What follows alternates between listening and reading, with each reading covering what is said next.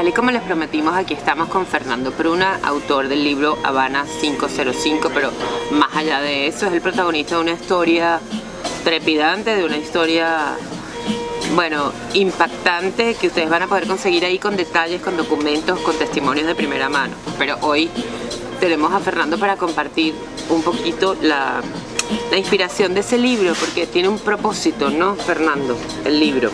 ¿Cuál es el propósito? Yo creo que el propósito es informativo, es sencillamente un legado de cómo fueron las cosas, de cómo sucedió, de cómo se vivía en Cuba antes y después de la revolución, y con sus cosas positivas y sus cosas negativas. La verdad, es una historia verídica que yo he vivido. 17 años de cárcel vivió Fernando, luego de una primera sentencia de paredón, de salida paredón a ti. Fue uno de los primeros juicios. Sí. ¿Por qué te enjuiciaban?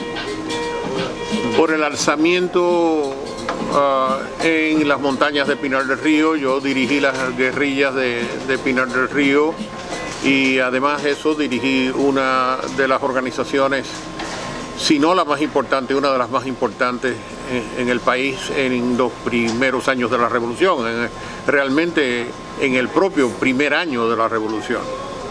O sea que te quedaba clarísimo desde el minuto uno lo que estaba llegando a Cuba. Absolutamente. Mira, yo nunca fui revolucionario. Es decir, yo no tengo raíces revolucionarias, porque yo mayormente estaba estudiando en los Estados Unidos, y cuando volví a Cuba, pues mi padre sí estaba muy relacionado con algunos miembros del gobierno de la etapa de Batista. Porque era abogado. Porque era abogado, era como hombre abogado, como defensor de derechos, como trabajos sobre todo civiles.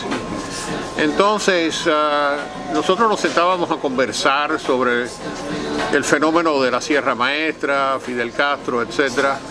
Y mi padre tenía amistades en los servicios de inteligencia de lo que era el gobierno de Batista.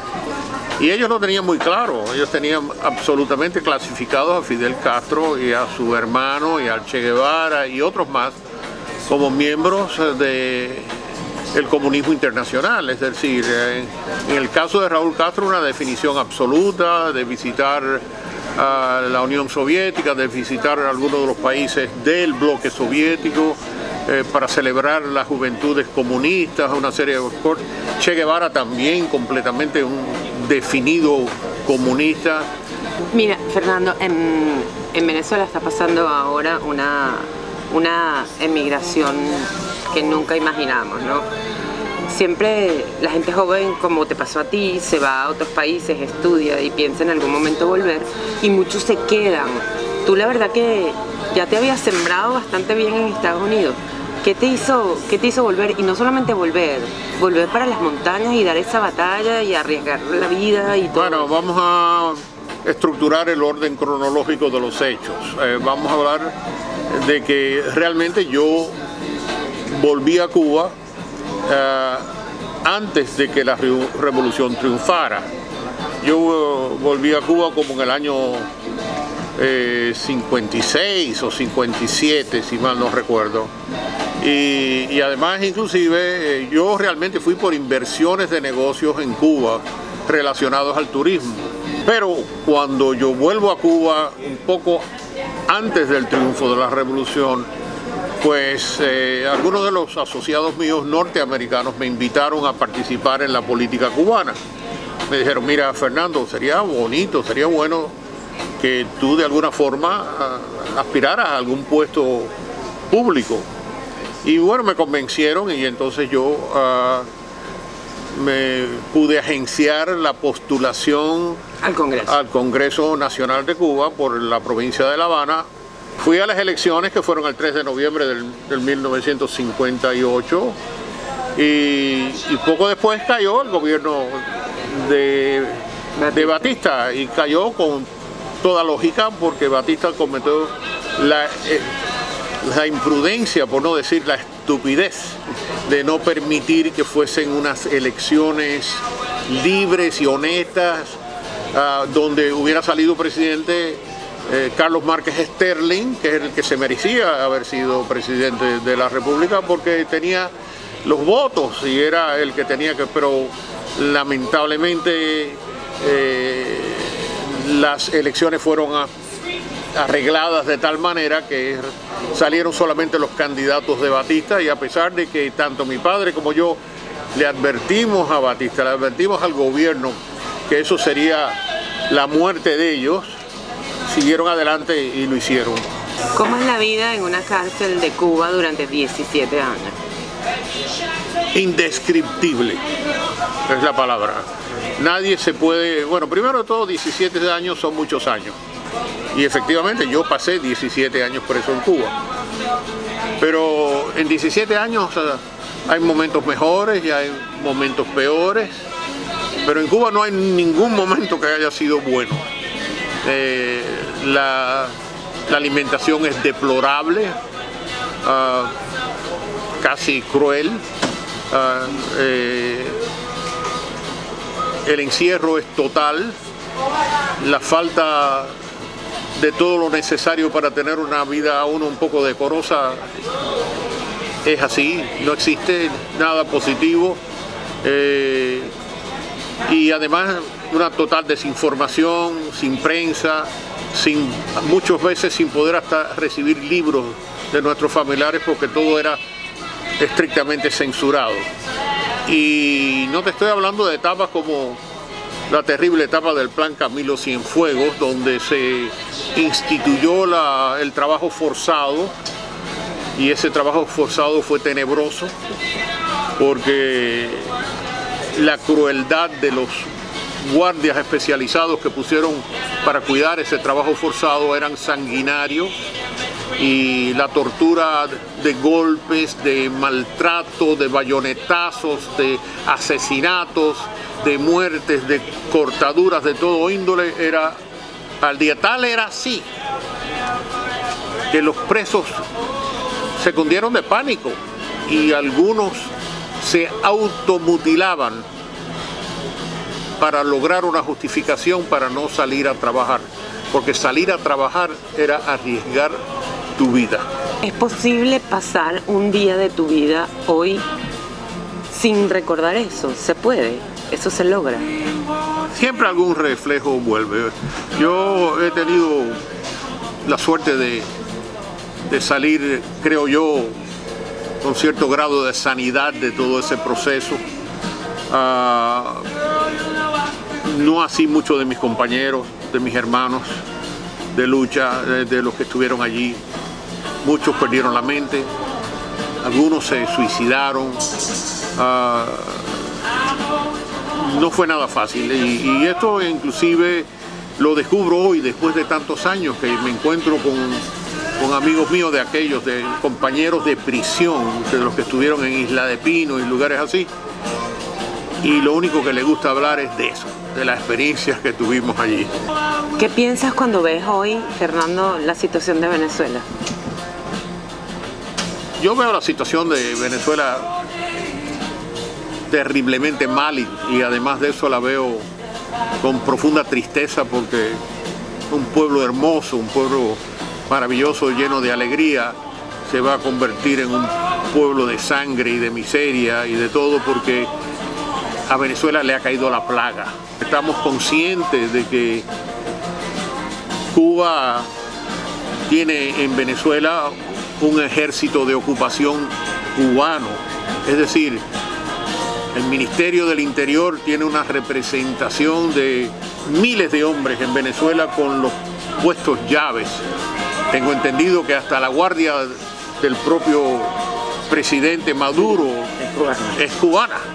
Es decir, que ellos no confían en nadie, pero los cubanos que hay allí sí son gente formada por la revolución, gente fiel a la revolución, y están dispuestas a jugar su vida, porque para eso los han preparado. ¿Qué puede encontrar la gente? ¿Qué va a encontrar la gente en el libro en términos de documentos originales, fotografías, cosas que respaldan y que ilustran el relato que tú estás haciendo ahí? Hay varios documentos originales, hay múltiples fotografías que son representativas, pero sobre todo, por ejemplo, certificados del propio Ministerio del Interior. Yo he copiado algunos.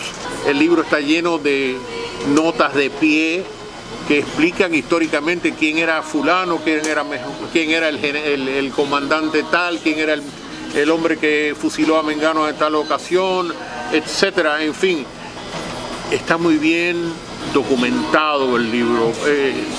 Fue un esfuerzo de 3 años de labor y de más de 15, yo me leí entre 15 y 18 libros objetivos de la historia de Cuba para documentar el libro genuinamente, objetivamente, verídicamente. Y lo que ustedes van a recibir no es una exageración de nada, ni tampoco es un libro insultante donde uno pierde el buen sentido de la decencia y empieza a llamar a los jefes del gobierno por nombretes y cosas, sino que objetivamente, porque no hace falta, porque el daño es tan grande, el daño que han hecho es tan grande, que no hace falta exagerarlos, ¿entiendes? Porque son elocuentes, hablan por sí mismos. ¿Fue fácil reinsertarte una vez que saliste de la cárcel? No, no fue fácil insertarme, no. Cuando yo logro salir en libertad por primera vez fue después de la zafra del año 1970 y a los 2 años me volvieron a agarrar preso y me volvieron a meter preso. ¿Por qué? Bueno, supuestamente me acusaron de diversionismo ideológico porque yo logré en aquel momento trabajar como secretario del jefe de las oficinas de negocios de la República Árabe Unida. Me permitieron trabajar allí. Habían también otras personas, por ejemplo, como Magdalena Domínguez, que tenía a su esposo también preso político. En fin, que logré ese puesto, pero fue poco duradero. No llegó, creo que estaría allí 1 año, algo por el estilo, y me volvieron a meter preso. Cada vez que yo salía un tiempo me volvían a meter preso. ¿Y esa segunda vez que te volvieron a meter preso, cuánto tiempo estuviste? La primera vez 1 año solamente y me soltaron de nuevo. Y después a los 2 años me volvieron a agarrar preso. En total creo que estuve 4 o 5 veces preso. Y la última vez pues me dejaron indefinidamente hasta que vino el diálogo entre el exilio cubano dirigido por el banquero cubano Bernardo Benes y este Padrón, que él fue el dueño de la fábrica de tabaco, que la verdad hicieron un esfuerzo porque se liberaran X número de presos y Fidel liberó 3.600 presos y eso fue cuando yo salí en libertad. Me preguntó uno de los periodistas que me estaba entrevistando, me preguntó, bueno, y después de tantos años preso, Pruna, ¿cuál es su ideología? Y yo le dije, yo soy anticomunista, yo fui anticomunista y yo seguiré siendo anticomunista. De eso no hay ninguna variante. Y esa declaración al otro día me vino a ver la seguridad del Estado y me dijo, ¿qué dice el anticomunista? Y bueno, para hacerte breve el cuento, me costó otro año más de prisión, ¿no? Yo vine a salir en la penúltimo grupo que salió en libertad en Cuba y llegué a Estados Unidos en enero del año 1980. Adiós, gracias. Wow, qué fuerte. ¿Qué le dices, qué se te ocurre decirle a ti al pueblo venezolano hoy? Wow, ¿qué le puedo decir a los venezolanos? Es muy difícil hacer una recomendación. A los presos políticos. A los presos políticos, lo que, por supuesto, tengo que incitarlos a luchar en contra de lo que existe. Como puedan, y dentro de lo que puedan, ¿entiendes? Tienen que resistir, ¿entiendes? Y mientras más amplia sea esta resistencia, pues más posibilidades hay de que esto cambie. Y más fuerza moral le puedes dar a lo mejor a los militares para que llegue a su conciencia la necesidad de dar un golpe o hacer algo por el estilo. Las masas mandan, ¿entienden? Si tú no logras una unidad, si tú no logras una definición de... Ahora esto conlleva sacrificio. Lamentablemente, todos sabemos que normalmente cuando estas cosas suceden, lo que la gente hace es que se van. Se exilan. Y yo lo comprendo, es humano, ¿entiendes? La gente no le interesa meterse en un lío tan feroz, pero lamentablemente hay que meterse en un lío así de feroz, porque de lo contrario no van a tener patria nunca más. El libro está disponible en Amazon, la gente lo puede comprar, ¿verdad? Está disponible en Amazon en forma de libro impreso y en forma de libro digital. También está en digital, ok. Sí. Muy bien. Bueno, Fernando, gracias por compartirnos tu... María Elena, ha sido un placer y te doy las gracias. Y me ha dado mucha alegría volverme a encontrar contigo después del esfuerzo que hicimos ahí en la venta de los libros en Miami International Book Fair. Yes. Sí, que estuvo genial. Así que te agradezco muchísimo esta ocasión y espero que nos volvamos a ver pronto. Amén.